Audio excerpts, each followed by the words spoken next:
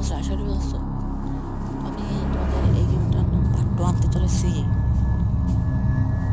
তো এটা কিন্তু তোমাদের ফুল ভিডিও না, ফুল ভিডিও আমি এই চ্যানেলে আপলোড দেবো কয়েকদিন পর।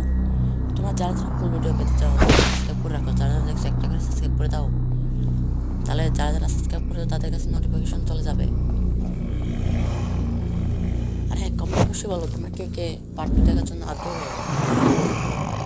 তবে জম্বি সেটা কিন্তু এই পার্টটা হতে চলেছে শপিং মলে।